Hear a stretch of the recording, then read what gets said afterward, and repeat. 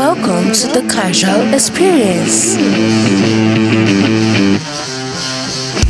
Hello casuals, and welcome to the Casual Experience Show, a show where we give you daily MMA updates and the MMA space from a casual perspective. And on today's episode, we're here with my friend Gator. You're welcome. Thank you very much, boss. Yeah, and since your first experience with MMA fans generally was the watch party, how was your experience like? For a lack of a better, it was exciting. It was exciting because not only was it my first time, I didn't know what to expect. Yeah. I came in, I saw everybody. Everybody was quiet and I was sitting down. So I was like, okay, let's sit down. As a guy, you just want to observe and see. Yeah. But then you see the quality of the people there, you meet the guys there, have conversations with people. I did my introductions. And then the conversations now started. And for the first time, like at that kind of event where I don't really expect to, I just came to watch a fight. Yeah. And then you came and meet guys that are possibly friends. That's good. So it was amazing. Yeah, and it was even a good card, 314. Like, I saw you. There was no particular fight that caught your fancy. Like, you were just all hyped all through. Yes, man. On top of the excitement of being there, but I liked certain fight. You see that Jen Silver fight? Jen Silver, yeah. The build up to it was amazing. Yes. So I was waiting to see who will back actually and who will scream. Yes. Yeah. Then Reyes. Reyes, yes. I saw you. You were pointing fingers. Like I was like, that fight with John Jones broke him. Yes. Yeah. I was watching a clip where him, Anthony Smith, I think it was Richard Evans, have you? Richard Evans. Yes, Richard. That we were having a conversation and all of them were commentating. I think that was it was this fight before Stipe, and all of them were commentating. Yeah. And I saw his reaction. He wasn't comfortable talking about He's lost that particular match. And all of them sitting down there had lost. Yeah. To John Jones, so they didn't feel like it was a big thing. It was he was the person. He was the person that put the brakes on that hype train. Yeah, because everyone felt that he won. Arguably, like we for casuals that watch fight too, we know that like you can always have a sense of this person won, and it wasn't as if the judges were. In fact, that fight broke him, as you said, but for him to come back, that was good. That was good. But another thing I noticed that the one thing I didn't like about 314 was Volk kept running. Kept running. And you see, that was where our perspective differs. You see, the joy, that's the joy of watching fighters. Lopez came for fight. I watched the replays. Lopez wanted to fight. He wanted to throw hands. So what did you think Volk if you were Volk's coach and corner? I thought it was just a tactical fight on Volk's part. If he had stood and banged with Diego Lopez, wouldn't he have knocked him out? So you see why somebody like Joe Rogan will say either you expand the cage and make it limitless and everybody should throw hand, nobody will run, or you reduce the size of the cage. But so it's more intimate. The UFC fights with different cages. Yes. You know the cage in the Apex is smaller. You know. Yes, they're small. Yes, they're smaller. All those Contender Series fights, even main fights, man. You will see a Conor McGregor kind of fight. They will make the cage large. Yes, even Conor McGregor and Khabib's fight was a very big cage, which it was already becoming a point of conversation within the camp that like if it was a smaller cage, it would be crowded. And there's a perspective that a crowded cage, a smaller cage, makes for more exciting fights. Hey, now, why are you running? Volk was running. He was running. Well, but I understand the strategy of running, no. Yeah. But that's Volk now. You see it as running now. That's Volk now. You see it as running. I feel after the head kick, things have changed. He's more conscious about his chin. But Lopez couldn't do anything about his jabs. About Volk's jabs. Lopez is good. Yeah. He's up and coming. He's exciting. But Volk had the experience to know that, bro, if I engage now, it would end differently. Yeah. I would want to see that fight 2 years from now, when Lopez has fought more wars and now knows that if I run, I will chase you. No, what do you think is possible fight? Next fight is we were discussing on Sunday and we were saying for who? Lopez. I don't know. They should give him. Him and had something before in the conference. Now they were yapping at each other. even if they put those two, I feel like they won't want to do it yet because it would derail two fight trains at the same time. Yeah. One person will have to be sacrificed for another person's fight train. And that division alone, it doesn't have a lot of extremely exciting guys. Think about it. Nobody there is as flamboyant as welterweight. Who is the potential bigger star in him and yes, if they were to fight? Yeah, so Dan Lopez, you think? Lopez is more. Lopez is an upcoming, yeah. It's more promising. Exactly, that's the word. Yes. But has Mexico. Yeah, has not even that he has, but Lopez is sitting down there from the perspective of I want the belt. Yeah. Yeah, has smelt it. Yeah. He has tasted the blood. Yeah. He knows what he wants. He knows that this is what he's here for. Lopez knows he has time. He knows that okay, I fought Volk. Volk is even if Volk is the champion in the next 2 years, when I fight him again, he's older now and I'm more experienced, I would win. That's a gamble I'm willing to take. Yeah. Yeah. So such is how about Pimblet and Chandler? I felt Chandler should have won because no. Chandler was controlling the fight until Pimblet took him to the ground and started using his legs. Yeah, but it was even the one that engaged Pimblet first in wrestling. Yes. Yeah. No, that's confidence. That's Chandler and Chandler in he's himself. a superior wrestler than. So if you ask Chandler if he can wrestle Habib now, he will say yes. Paddy knows that he's not going to do that. So Paddy was that's where Paddy's fight IQ comes in. Yeah. Normally I don't like Paddy as a fighter. Yeah. But I feel like he's Dana White's boy. And Paddy. Dana White is making it obvious that he's Dana White's boy. And as we've seen with everybody that Dana White has crested, eventually. And they try to build them up now. The Yeah. UFC builds up potential star and he has a country on his back. But then somebody like, and I sorry I keep using Habib and the Dagestanis, their fight train is in their work of art. Yeah, their work ethic. How they approach a fight, go in, see it through, finish it. Paddy is good. His BJJ is good. And it's his BJJ that's got him that fight. Because if he was striking... The way he submitted Bobby Green. Yo. So exquisite. I think he was even trying to submit Chandler. It was just that Chandler was just being such a son, so tough. Chandler, and he just went for the GRP. But Chandler came to that fight knowing that he will not win. He was already tired of losing. The guy has lost a lot. Like it is like his fourth consecutive loss. Now, always in exciting fights. In that fight, he was controlling it until Paddy took him to the end of the cage and twisted it, got his arm. Everything started changing. See the beautiful knee now. Paddy started figuring out that, okay, really, I'm still a BJJ. He's a wrestling, but I'm still a BJJ black. I can do this. Yeah. Then the flow of that whole match. Once somebody like Paddy enters flow state, you can barely do anything about it. Michael Chandler has seen all the flow states. He has been there. He has fought the wars. He's a little bit more cautious now.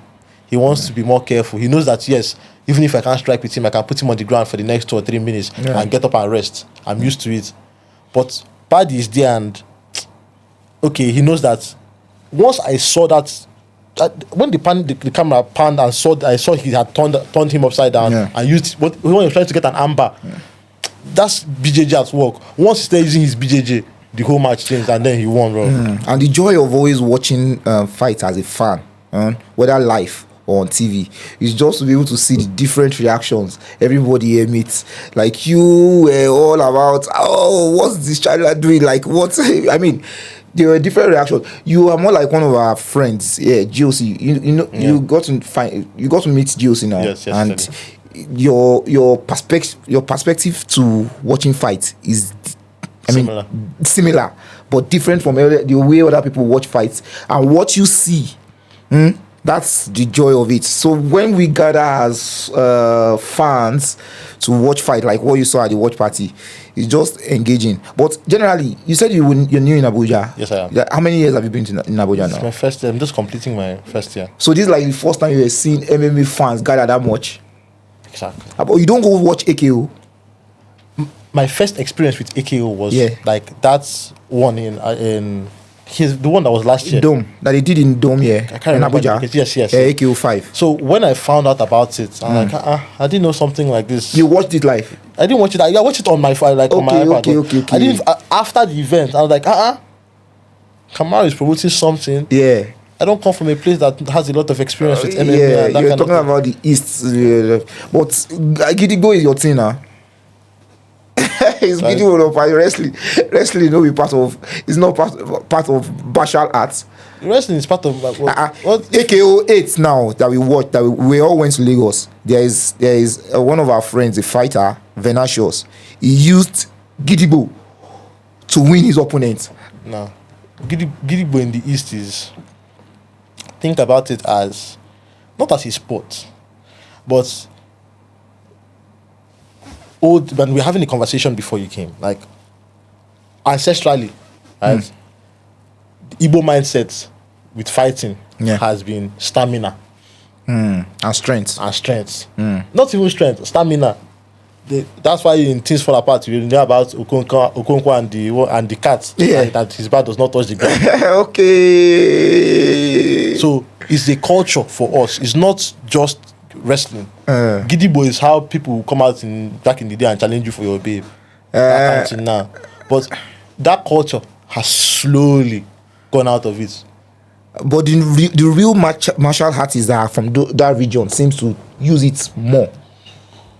I mean, in their ways of life, in the ways of fighting. People like your ancestors are your ancestors are your ancestors.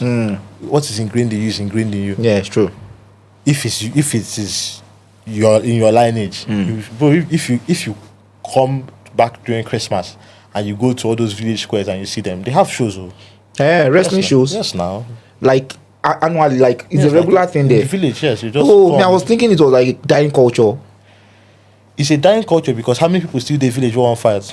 Eh, When they but show up, yeah, how many of them want to go there? But the core people in the village, like those boys that they'll tell you that these are not the people that are hosting the masquerade groups.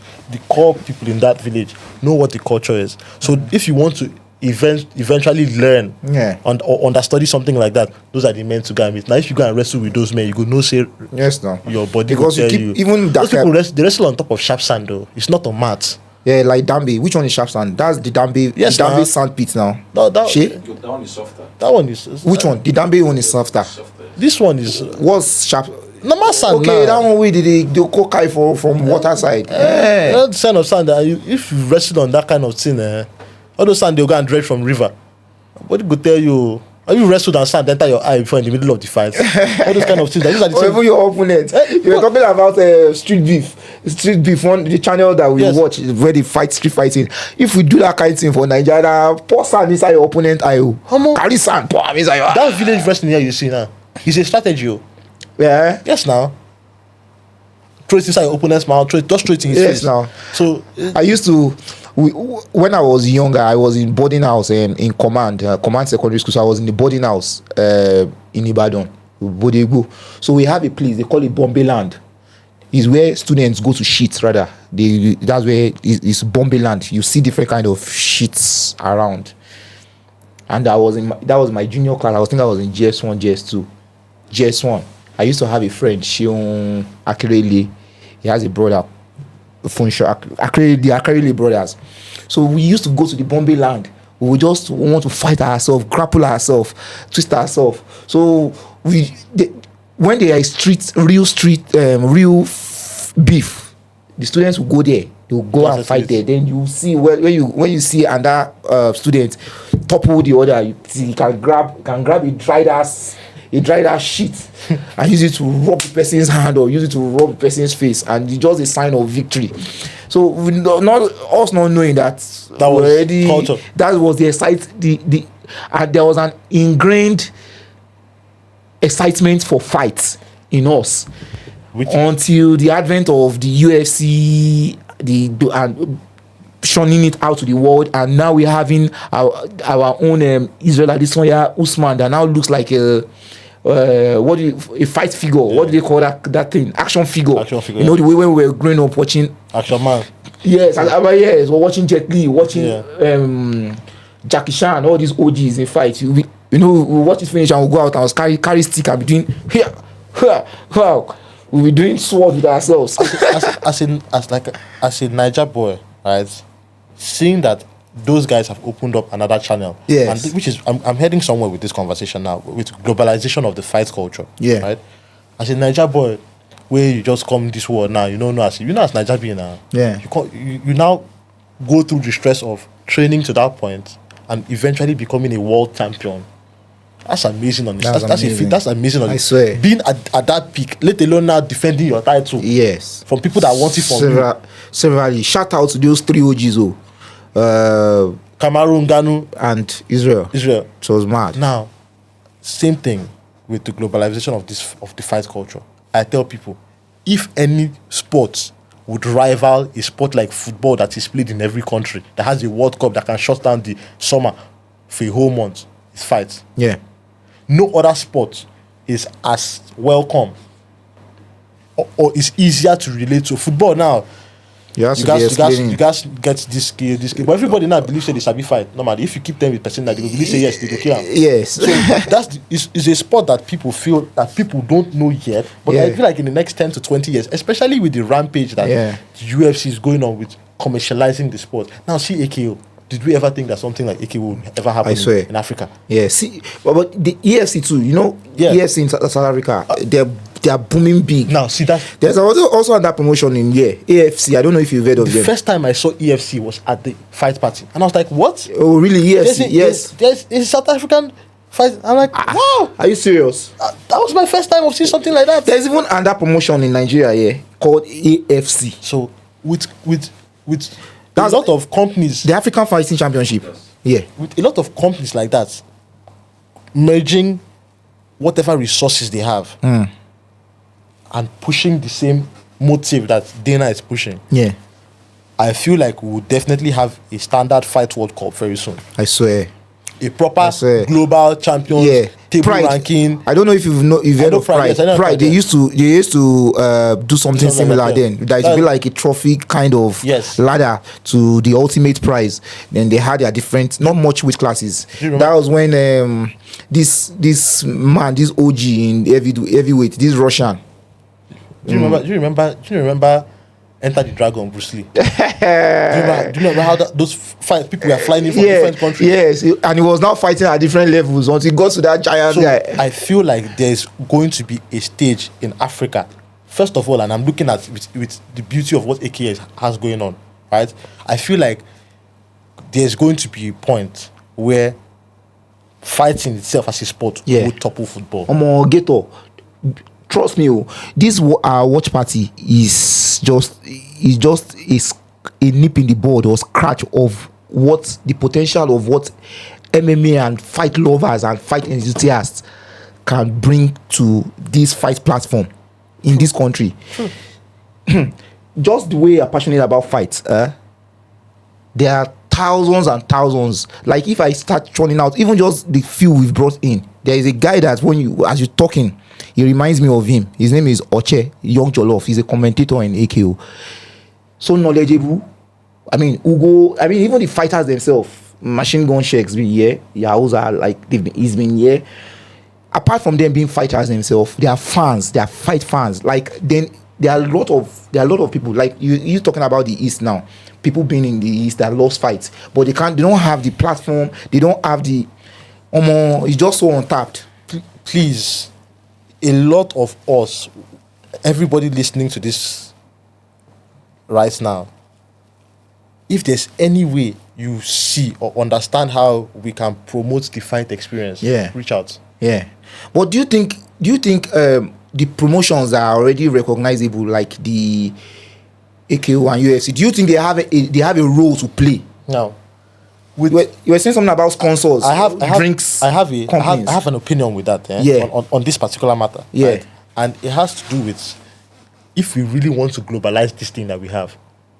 If we really want to globalize it, the organizations you just mentioned, AFC, AKO, should join resources, not forces. No, I think I've mentioned it before too. Yes. Not forces. You don't have to join forces. Even regionally itself. There's nothing regionally. You can just join resources. Why? Because every brand has a stake in what fighting is. And now let me go back to what I was discussing about sponsors. Yeah. In a place like the East, and sorry for the people in the East listening to this, so don't finish me. But in a place like the East, there's no watch party. There's no half an hour, bro, make we go see AKO tonight. There's no fight culture other than this giddy way they talk. And that's in the village during Christmas, where person they go watch them. Yeah. Now, I know that when, and not if, when we decide to go to the East, the support will be massive. Yeah. Right now, the governor of Enugu State is doing an amazing job with promoting content and culture for the city. He's putting effort into making sure that whatever it is that his people want, he can put it on their table for them. I'm not being political with this. Yeah. It's just something I'm saying from the perspective A business perspective, right? This is somebody that he's letting people do shows in the stadium. Yeah. And it was never done before. People never used to go and rent the stadium to do shows. Now people, after like 18 months of him in power, you can go and host a mega show right now in the stadium. Imon is hosting one with Keshi like next week. People are there that have opportunities, that want to explore. They aren't aware. Sensitizing them is key. If you sensitize the East, and like you said, it's giddy boys our culture, forget. It's fighting. Everybody believes. It's a global language. On the North has Dambe. Dambe, everybody believes that it is like fighting is every day is ingrained in self-defense. It's a part of us already. So it's not a difficult conversation to convince somebody. I don't think there's ever a place where you tell somebody, bro, there's this boxing match, let's go and watch. And you're in the East and we know we'll go watch. Nah lie. We'll go now. Even if we don't go, even if it's a workers boxing match, people will turn up. Why? Because there's no opportunity like that. So if we start to create opportunities like that now, even not even as pioneers, Yes. but just as people in the space that want to keep up the energy and introduce a new vibe.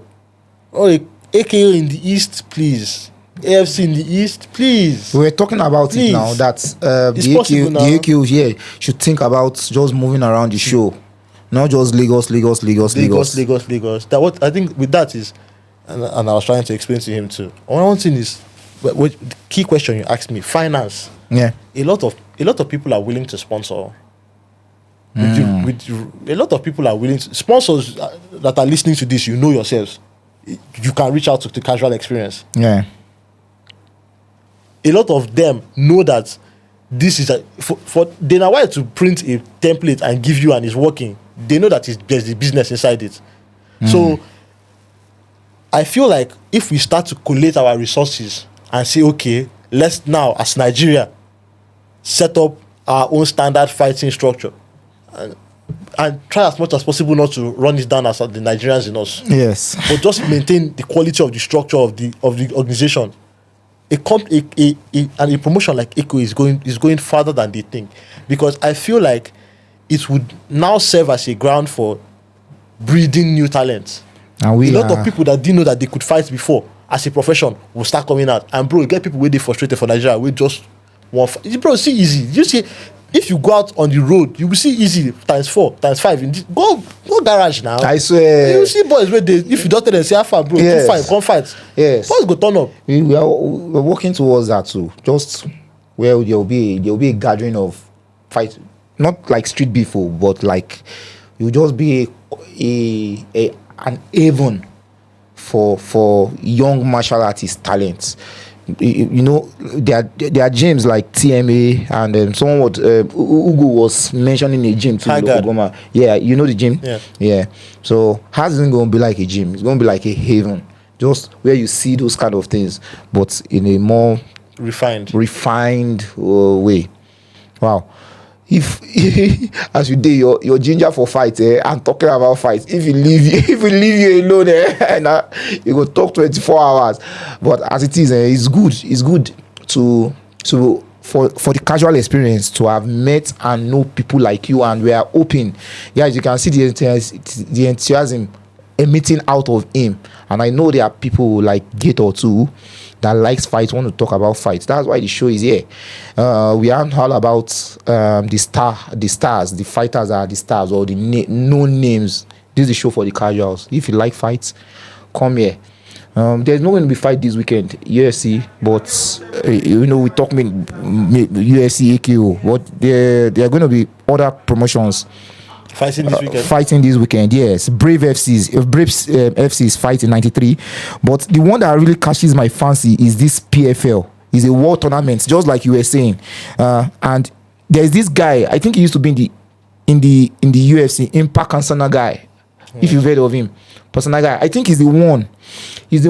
Buckley gave that. Buckley. Yes. Okay, that's spinning back heel. Yeah, he's in the PFL now and he's fighting Fabian Edwards. That's Leon Edwards' brother on the 18th. That's on Friday. That's a good. So yeah, it's going to be a great. I think it's going to be a great fight. The US isn't yet this week, and the next week will be Carlos Prates fighting Neds. Versus Gary that likes taking people's O. Now since that's his MO now, he wants to be taking people's O. Since Shafkat has dared to take his O. Shafkat took it. Yes. So now he's fighting people that are on O's. Now maybe he wants to be taking people's O. Shafkat did it. I wasn't surprised that Shafkat did it. Yeah. I knew that if Shafkat played the wrong card in that match, it's a knockout. Yeah. Because Machado ain't doing that. Yeah. He's not. So now this practice too, what do you think? Bro, I'm going Machado. I feel too. Machado. I feel he's just going to dance around him. Machado doesn't want to hear that thing now. They're taking his own. Yes, they're taking his yes. Take another person. If they do, you do another person. No? Yes. So, and on this episode, guys, we want to thank you, Gator. We want to thank you for being here. You're welcome, boss. And I know this is just the beginning of exciting times with you and every other person that is a fight lover. And guys, it's a wrap, yo. Welcome to the casual experience.